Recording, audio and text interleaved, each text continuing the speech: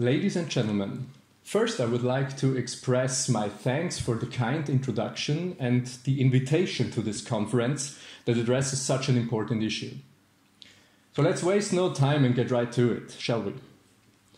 After all, the emergence of modern concepts of morality and law, as well as their interdependence, plays a central role in our time. That's why it's always worth looking at the great architects of that relation. Those architects include Christian Wolff and Immanuel Kant.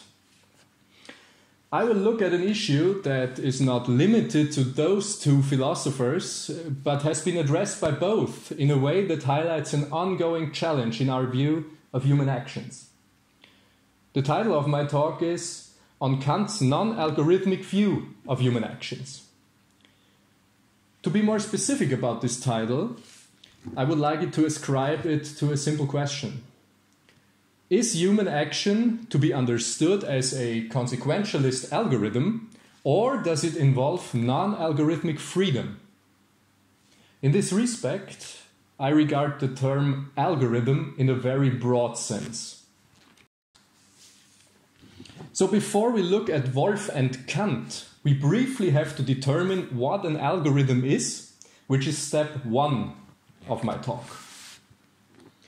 Step 2 will apply these determinations on Wolff's theory of human actions. And step 3 will widen those aspects using crucial remarks by Immanuel Kant. Now, to get an idea of how Wolff's and Kant's theories of action relate to the notion of an algorithm, we must first clarify what an algorithm is. Algorithms can generally be seen as defined procedures for handling certain areas of information. Anyone who takes advice from an operating manual wants to act algorithmically. Whoever sets certain rules of conduct when a fire breaks out sets algorithms. If you are wondering by which steps of a marketing campaign you can persuade your target group to buy your new product, you are thinking algorithmically. In general, we often find the definition of an algorithm as a method by which some output data can be calculated or at least predicted based on certain input data with a finite number of steps. We use this method in almost all areas of our life. But on what logic is it based? Or to express it more explicitly, what is actually done with reality when it is to be designed for algorithmic processes? Ultimately, the idea behind all this is that reality can be traced back to definitive and consistent structures. B has to result from A according to certain laws. These laws are supposed to be identifiable, well-defined, and the relevant data has to be structured by them. From this point of view, we are already very close to traditional rationalistic thoughts and theories. Leibniz, for example, called for a lingua universalis, a universal language, based on clear and simple patterns through which the language of sciences can also be broken down to a few structures that can then be expressed with simple symbols. This formalistic approach to language, by the way, is one of the reasons why we live in a renaissance of Leibniz studies nowadays. Anyhow, algorithms are not limited to just forms of calculation. At all times, there has been also the idea of aligning human language, thinking, and acting with clear and rationally definable processes and structures. At the basis of such ideas, we mostly can find the same form: consistency. Something leads to something else by recognizable and non-contradictory laws. A stands in a deducible relation to B through traceable structures. Or in short, and in the language of modern information science, their relation is based on the pattern if, then, else. If there is an A, by which laws there also follows a B or else a non-B. So our question is, can human actions be reduced to the form if, then, else? Such a dream of their algorithmization is inherent in the desire for predictability and calculability of human actions. It is the dream of a consistent structure in all our actions, which can be shown through reasons and consequences. This issue is also reflected in theories of Christian Wolff and Immanuel Kant. And since they continue to shape our concepts of law, morality, and agency, those two thinkers are always worth being looked at in those matters. My talk will now deal with Christian Wolff, briefly present his theory of action in its strongly algorithmic foundations, and raise the problem of a possible inconsistency in Wolff's theory. Immanuel Kant saw this issue too, and therefore made a distinction between an algorithmic and a non-algorithmic dimension in our actions. In this context, by the way, it is interesting that Kant also clearly determines the relation between these two dimensions, and in doing so opposes the dream of complete algorithmization of our actions. In this, I think, we can learn a lot from him for today's problems. It is not an idea of modern rationalism that human actions should be traced back to a consequentialist structure. Already Aristotle made an ontological decision that many still conform to today. This decision states, something that is a consistent result of certain conditions that led to it. These conditions are explored in the process of cognition. And in this context, Aristotle declares the principle of non-contradiction to be the safest of all principles. It guides us to determine the so-called idea, the cause of something. There is, of course, also another Aristotle, but over the centuries, a philosophical emphasis has been put on him as the founder of causal reconstructive sciences led by the principle of non-contradiction. This already began with the triumph of Stoic logic in ancient times and has carried on throughout many traditions of philosophy since then. So let's jump forward 2000 years to Christian Wolff. In his Ontologia, Wolff calls the principle of non-contradiction, or PNC, and the principle of sufficient reason, or PSR, the highest principles. In doing so, he inherits Aristotelianism. He says, being is that which does not contradict itself in its possibility and which is therefore consistent. So what actually is consistent. Everything else is only to a lesser extent.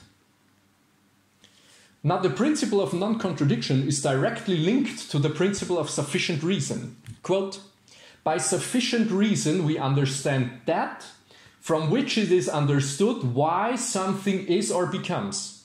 Unquote. So to state and to recognize a sufficient reason and therefore the being of something means to eliminate the contradictions and inconsistencies within it. Or in other words, we are to aim at consistent patterns in it. Conversely, the non-contradiction established in this vein justifies the sufficient reasons of something. We see that PNC and PSR are mutually dependent on one another. This is exactly where Wolff's ontological consequentialism is rooted, or as one could put it, his algorithmization of being. What actually is has an algorithmic structure, that is a well-grounded, non-contradictory and traceable consistency. This was a groundbreaking achievement of Wolff and other rationalists. They regard reason not as a subordinate to exterior authorities or dogmas, but with the ability to recognize being in a rational process of justification. This clearly shows the enlightening gesture in Wolff's thinking, and it is one of his immortal merits. But what follows for the theory of action? Human actions also carry out the PNC and the PSR.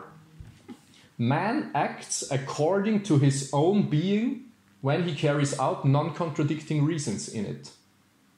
Wolff says that in this we conform to our, quote, natural necessity, upon which he bases any moral or legal necessity.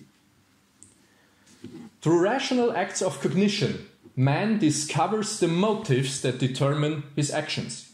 If his actions can be deduced reasonably without contradiction, then the motives are good. If not, then they are not good. In our acts, we should therefore reach the natural sufficiency of our being. So Wolff presupposes an originally harmonious consistency, which he calls nature, and in which we shall engage when we act. In this respect, he is strongly influenced by Leibniz. And his premise leads to the notion of perfection that has to be brought about by our actions. Step by step, we realize perfection as we conform more and more to our non-contradictory and sufficient nature. The perfection of our actions occurs in increasingly rational steps of sufficient reasoning, that is, in algorithms. Any contradiction is to be eliminated by those algorithmic actions. At this point, however, the crucial question arises.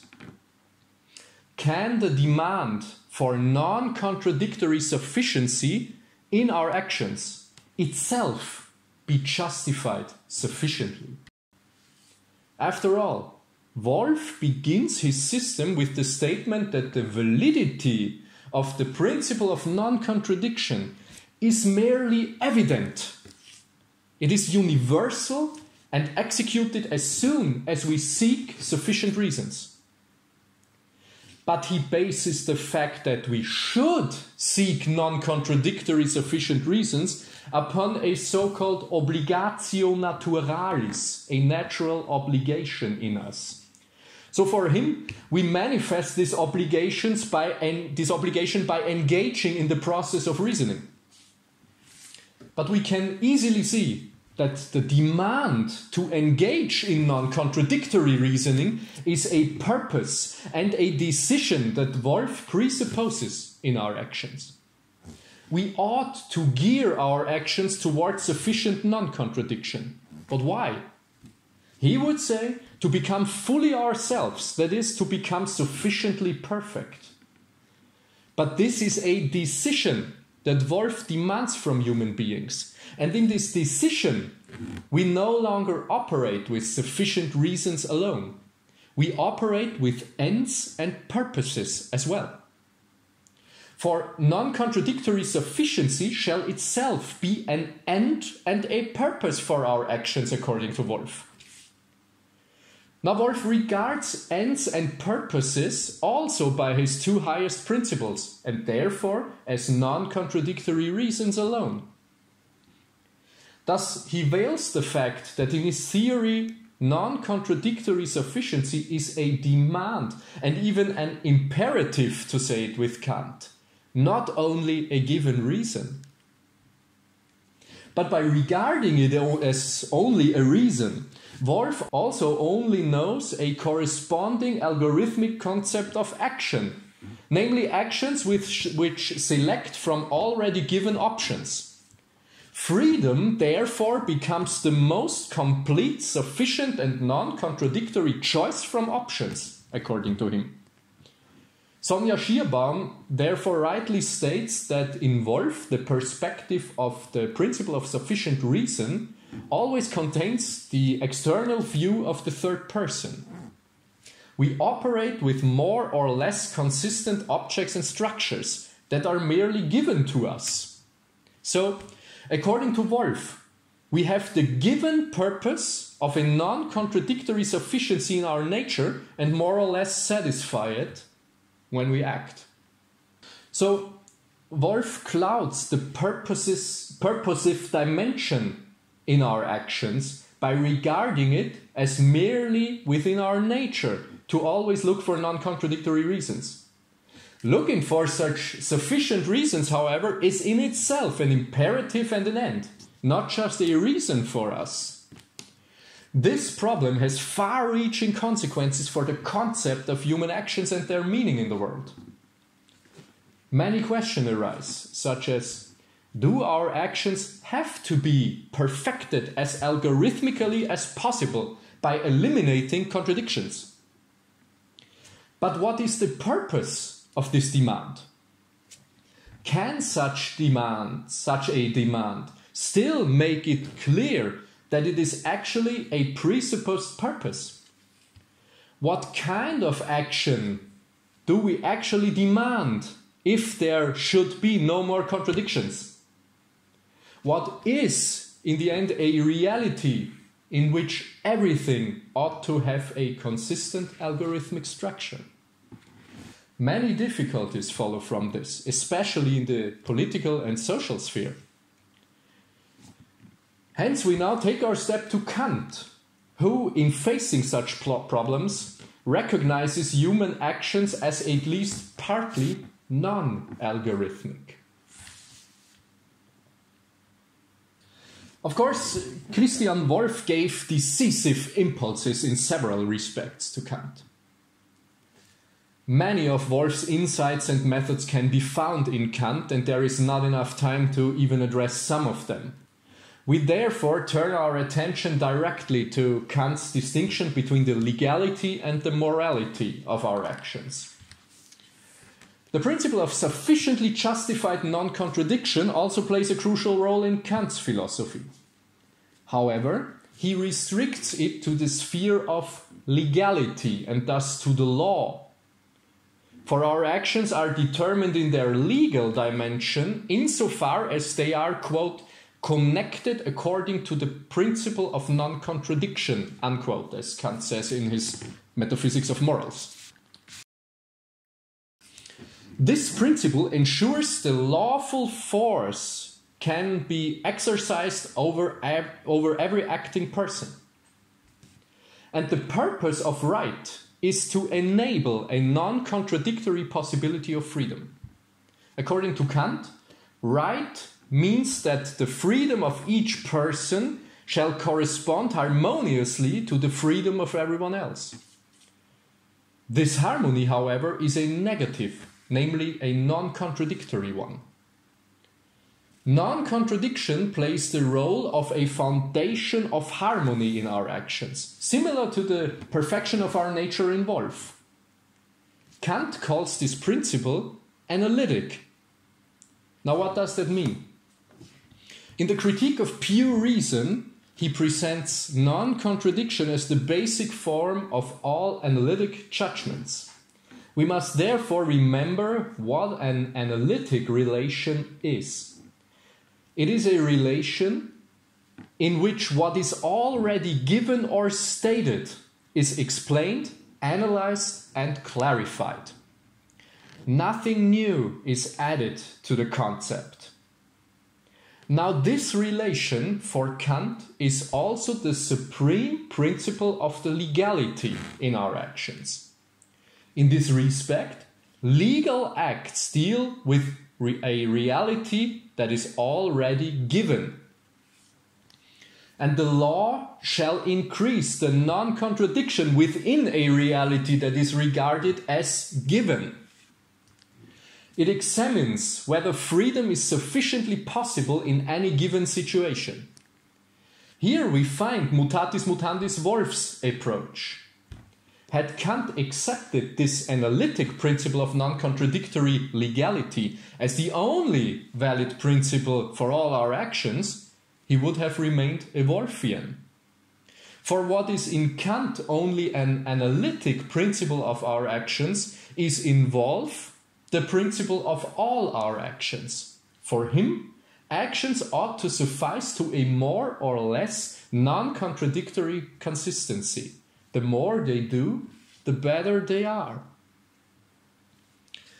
But Kant does not understand human beings only as examiners of the consistency in their actions.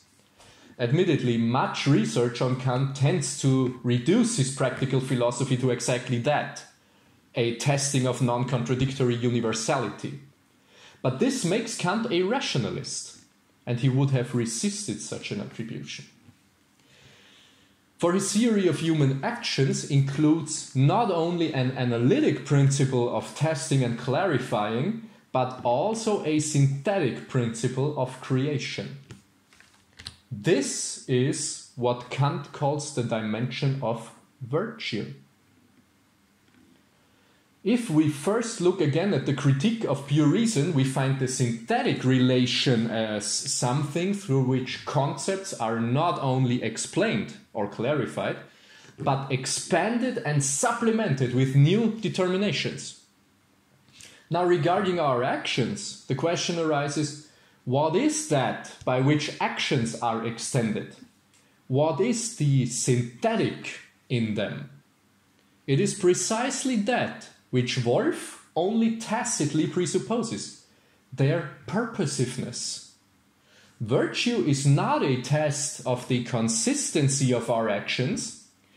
It is the ability to actively set ends for our actions, which may only be tested for their consistency in a second step. But that we should carry out such a test is itself already a synthetic purpose, not an analytic reason that merely has to be explained or given to us. With Kant, it cannot be forced on anyone. He says, quote, "One can perhaps force me to obey ends, but not to make them my ends," unquote. Ends and purposes are acts of freedom. In this way, actions and maxims can be addressed a priori as purposeful and not only be checked a posteriori for their consistency. Only in this regard, according to Kant, we can ask what we ought to do. In asking it, we regard and create ourselves as purposeful beings endowed with practical reason. Virtue means granting oneself synthetic freedom, that is, a will. Freedom does not only deal with the world algorithmically, but creatively. From this, the concepts of responsibility, obligation, compassion, and so on follow in the Kantian doctrine of virtue. For example, Heiner Klemme points out that in Kant, compassion can play a central role in ethics as a purposeful individual habit. And it is able to play this role precisely because it cannot be broken down to a mere rational act of analytic justification. With Kant, we do not always have to act against the non-rational, as Wolff repeatedly demands it based on his analytic concept of rationality. Kant makes room for a certain synthetic function of virtue within reason. According to him, it is true that virtues like compassion or gratitude play no role in a strictly analytic legal theory. Because there, instead of actively dealing with purposes, the focus lies on the already presupposed purpose of a reconstructive examination of our actions by P&C and PSR. But for Kant, our actions not only have the seemingly natural end of a sufficient achievement of non-contradiction. He distinguishes this negative role of freedom through law, which is legality, from the positive shaping of freedom through ends, which is morality. So the question now is, does he leave those two spheres unmediated? Then it could follow that we can create as many moral ends as we want, but that only the force of law counts in the end. If that were the case, Kant would just have added a psychological inner perspective with his concept of virtue that plays no real role in our actions. This would roughly be the position of a radical algorithmic positivism that declares morality to be at most some sort of private opinion. But the opposite is the case for Kant. Virtue and right do not stand side by side. It is the fundamentally synthetic character of virtue that lets him state, quote, "It is the doctrine of virtue which commands us to keep human rights sacred," unquote. So the fact that we practice law is itself a virtuous purpose set by our freedom. Kant therefore teaches to regard the demand for algorithmic structures, one of them being the law, as our own purposeful design. It is not a merely given natural mechanism as Wolff sees it. We ourselves create the purpose of a non-contradictory perfection of our actions. Hereby, perfection becomes our imperative and does not have the character of a given nature, divine order, or political hierarchy. Virtue determines right and law in a purposive way. Virtue is, so to say, a practical transcendental synthesis on which right and law positively become possible. And this is the subject of an autonomous and self-legislating reason that engages in the categorical imperative of free will. It is no longer the subject of reconstructing a seemingly given nature. That is why Kant also says that the doctrine of virtue is a categorical imperative and therefore knows no analytic proof, but a deduction from pure practical reason, that is to say, from free will, which is a synthetic deduction. We act purposefully because it ought to be our autonomous purpose to act purposefully.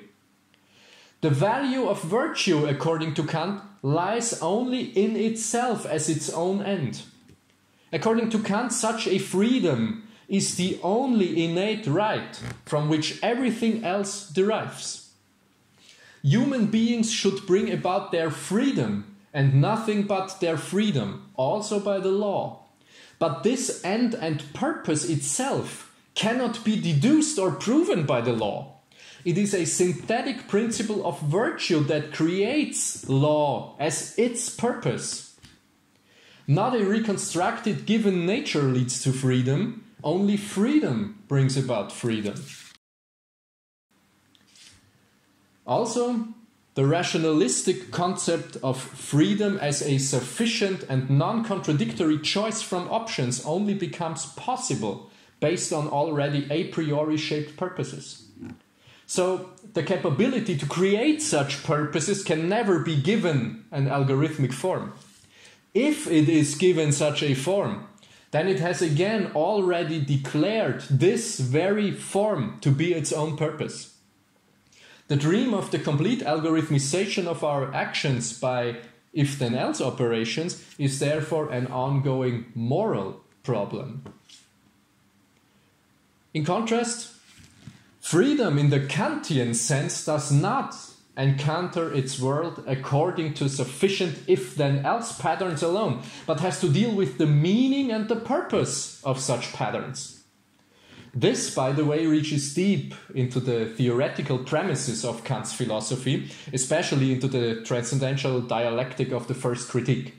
Due to time constraints, this cannot be pursued here. However, in all this, we have won over Immanuel Kant as at most half a rationalist regarding his theory of right. His other half, virtue, already points to what Fichte after him set his mind to, namely to prioritize the practical capabilities of reason over theoretical reason. Wolff, on the other hand, still speaks in a very Aristotelian way of the primacy of the theoretical. But this should not belittle the achievement of his thinking. Above all, the turn to self-responsible justification of human action against dogmatic exterior commands remains the immortal merit of the enlighteners. What Kant adds to this merit is a liberation of our actions from the Aristotelian dictate of justification through consequentialist non-contradiction alone. It is true that Kant continues to struggle with this liberation himself throughout his philosophy and constantly returns to his rationalist upbringing. But anyhow, we can say that, according to him, sufficiently grounded non-contradiction can be demanded in many respects.